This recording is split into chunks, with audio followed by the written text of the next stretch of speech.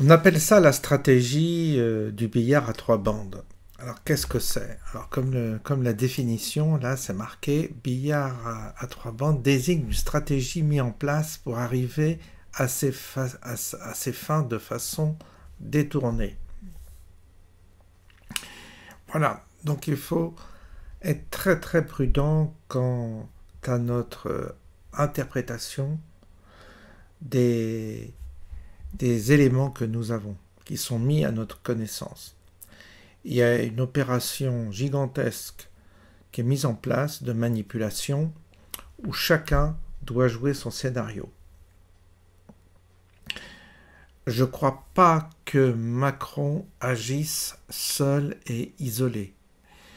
Je pense qu'il joue son rôle et tout cela dans un immense scénario qui consiste à conduire les opinions à une forme de consentement général et ainsi permettre d'aboutir à un projet qui ne pourrait pas passer dans des conditions normales. Pour ça, il y a des stratégies multiples et variées qui peuvent nous paraître en surface contradictoires, mais qui opèrent, qui font l'objet d'un même plan.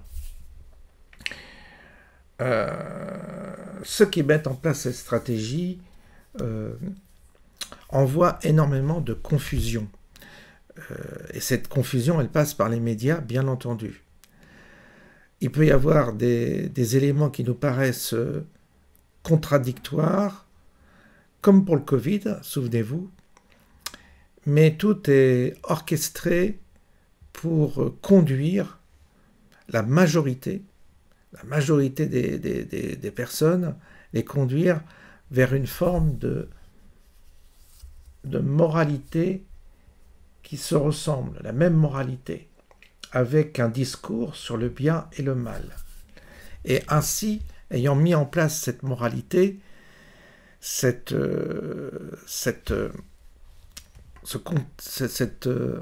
contexte de valeurs, eh bien les gens vont se juger ensuite par rapport à des critères de valeur qui sont déterminés par le système.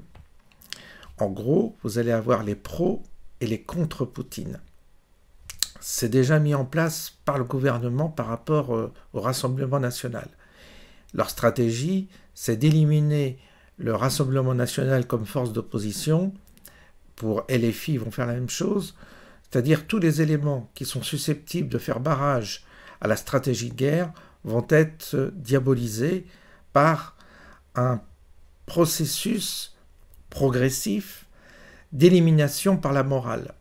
On va accuser d'une manière violente comme ils l'ont fait, brutale, Marine Le Pen. On va commencer par Marine Le Pen en lui disant que c'est un agent des Russes.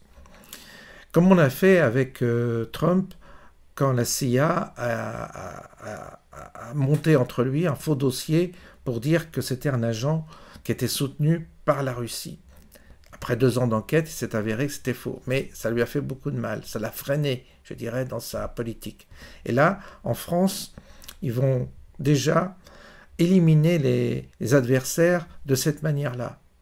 Ensuite, concernant la guerre, vous allez avoir une flopée de spécialistes, de généraux, de gens qui sont considérés comme des spécialistes, des gens qui analysent les forces en présence et qui vont déduire des stratégies, ou tout au moins qui vont déduire des hypothèses qui vont parfois se contredire.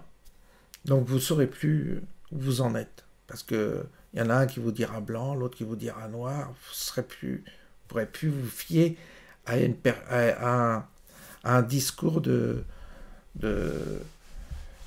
gens, d'experts. Voilà, cherchez le mot, des experts.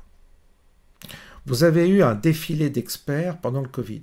Scientifiques, des médecins, tout ça. Et il y avait parfois aussi entre eux des contradictions. Et puis on a éliminé ceux qui étaient gênants pour en garder plus qu'une seule catégorie qui correspondait à la doxa qu'on voulait mettre en place. Là, vous allez avoir un peu la même chose. Donc vous allez revivre un peu la stratégie du Covid avec des experts, des experts militaires qui vont s'exprimer comme ça. Ils vont dire la France n'a plus d'armes, c'est pas possible, Macron raconte n'importe quoi, comme là actuellement on entend ça. Alors qu'en réalité, il y a du vrai et du faux. Bien sûr que la puissance militaire française n'a pas les capacités de se confronter à la Russie, mais elle a l'arme atomique. Par contre, d'autres pays ont des armes et l'OTAN est bien fournie en armes quand même. Ils ont beaucoup de forces aériennes, ils sont quand même bien équipés. Et en forces maritimes également. Il ne faut pas les sous-estimer non plus. Donc la France joue un rôle particulier de va-t-en-guerre dans un contexte global où les autres peuvent très bien s'inscrire momentanément contre l'envoi de troupes humaines, comme ils l'ont fait là dernièrement, mais c'est peut-être aussi dans une stratégie globale de confusion où les gens vont être rassurés en disant bah oui, Poutine est éliminé, mais Poutine,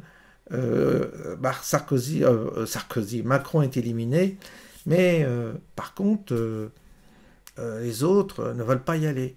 Et puis d'un seul coup, il va y avoir un élément sidérant qui va peut-être faire en sorte que les autres se rejoignent la stratégie de Macron qui consiste à mettre des forces armées, des troupes sur le territoire ukrainien. Il peut y avoir très bien des opérations sous faux drapeau et qui font basculer le reste de la communauté, je dirais européenne, vers la stratégie de Macron qui consiste éventuellement à faire intervenir des troupes. Donc, les gens dans ce cas seront convaincus. Ils diront, bah oui, finalement, c'est Macron qui avait raison. Tout cela dans un scénario déjà écrit d'avance, avec les pour, les contre. Tout cela, c'est des stratégies à trois bandes pour amener les opinions à adhérer à un principe. Parce que comment convaincre des jeunes Européens de mourir pour Zelensky, pour l'Ukraine, pour le Donbass? C'est compliqué. À brûle-pourpoint, tout le monde va dire bah non, moi je ne veux pas mourir pour eux. Mais à force de travailler l'opinion, à force de travailler les consciences, à force de mettre des scénarios et faire également des opérations sous faux drapeau, avec des éléments de sidération, vous pouvez amener une conscience collective à adopter votre stratégie. On l'a vu, le pass sanitaire, ça a été progressif, mais ils y sont arrivés. Ils sont même arrivés à faire exécuter à des gens le fait d'avoir un couvre-feu, de rentrer chez eux à cette heure précise. Pas à cette heure 1, pas à cette heure 2, à cette heure précise. Et les gens pensaient que c'était important. Ils ont réussi à faire admettre que les gens devaient boire le café non pas debout, mais assis. Ils ont exercé, si vous voulez, une ingénierie sociale qui leur a permis de voir à quel point l'humain était manipulable à souhait. Sauf que les outils de manipulation doivent être à chaque fois renouvelés, mais avec toujours une forme de confusion de façon à ce qu'on ne détecte pas le plan d'une manière évidente. Et c'est ce qui est en train d'arriver. Donc il peut y avoir les anglo-saxons, la parole des Anglais, la parole des Américains, ça ne vaut rien. Ils peuvent très bien dire on n'envoie pas d'hommes. Finalement, ils en ont 100 000 actuellement. D'ailleurs, les Américains, il y a 100 000 hommes qui sont aux frontières de la Russie. Et il faut bien qu'ils servent à quelque chose, ces 100 000 hommes. Il y a 300 000 hommes en tout actuellement autour de la Russie, mobilisés par l'OTAN. Donc c'est pas rien non plus.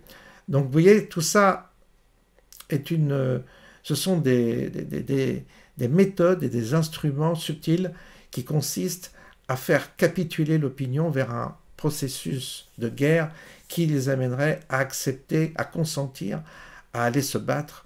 Et si vous, en parallèle, si vous avez une précarité qui augmente, si vous augmentez volontairement la précarité en diminuant toutes les aides sociales, éventuellement le chômage, tout ça, vous allez mettre une partie de la population jeune en difficulté.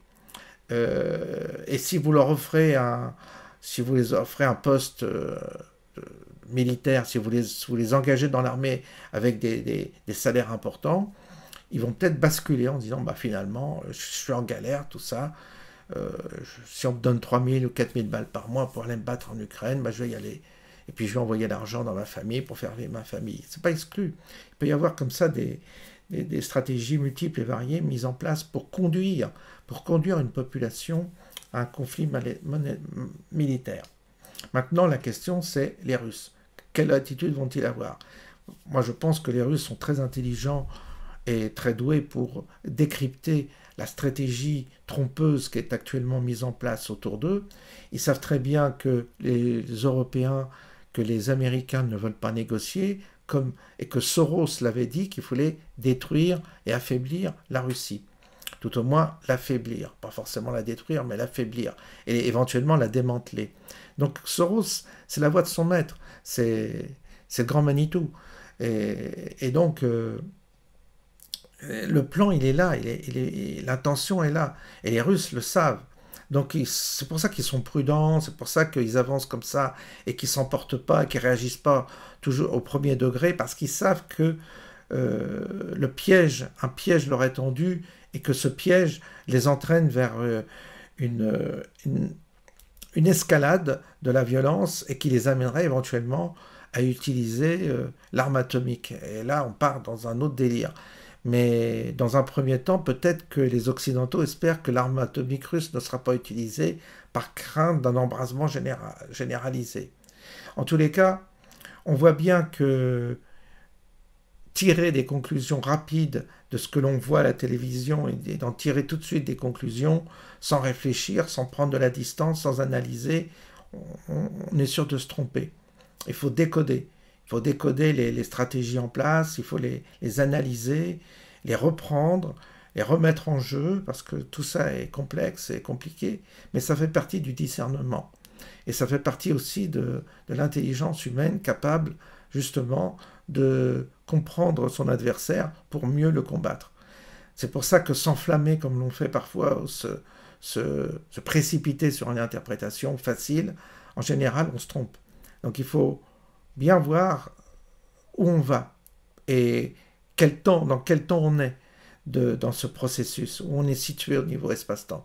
C'est important, afin de prendre, comme je vous disais, les bonnes décisions. Voilà un peu mon analyse ce soir.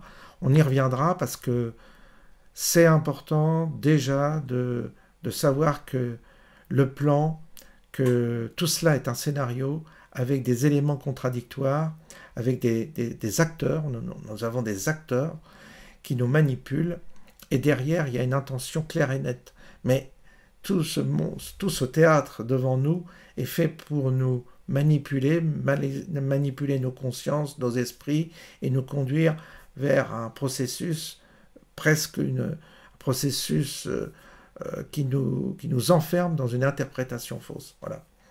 On peut aussi avoir des délires complotistes. Il ne faut pas oublier aussi que ça a été exploité pendant le Covid. Vous aviez des scuds qui étaient envoyés du côté complotiste, c'est-à-dire des théories totalement fantaisistes, qui étaient délirantes parfois, et qui conduisaient les gens à devenir complètement cinglés. Donc là aussi, on voit bien la limite du système aussi enfin, on voit bien, pas la limite, mais on voit bien l'intelligence du système qui est capable aussi d'intervenir du côté complotiste ou des gens qui sont contre la guerre en infiltrant chez eux des idées, des rumeurs fausses et en les faisant délirer pour les décrédibiliser. Parce que plus vous avez du côté des gens qui sont éventuellement pour la paix et tout ça, plus vous introduisez chez eux des éléments qui sont fantaisistes et qui ont peu de crédibilité dans leur manière de voir les choses, plus vous confortez votre thèse à vous. Donc il est possible aussi qu'on infiltre dans le milieu complotiste des éléments complètement dingues, des éléments farfelus pour décrédibiliser la critique. Ça aussi, c'est pas possible. C'est ce qui s'est passé avec le Covid. On a mis des gens parfois un peu fantaisistes qui disaient n'importe quoi pour décrédibiliser la critique du PIC-PIC qui était au début défendue par des scientifiques. Et après, il y a eu des critiques qui n'étaient pas forcément fondées, tout au moins des théories complotistes un peu délirantes qui ont décrédibilisé parfois la critique du PIC-PIC et qui disaient, vous voyez, c'est des antivax, c'est des cons, c'est des débiles, écoutez-les. Et tout cela fait partie aussi d'un plan. Eux, ils sont capables d'aller dans les deux camps, dans tous les camps, et de les infiltrer et de les décrédibiliser, en mettant en avant des gens qui sont farfelus. Donc, vous voyez, c'est vachement compliqué tout ça. C'est très très complexe. Et, et donc on va s'arrêter là.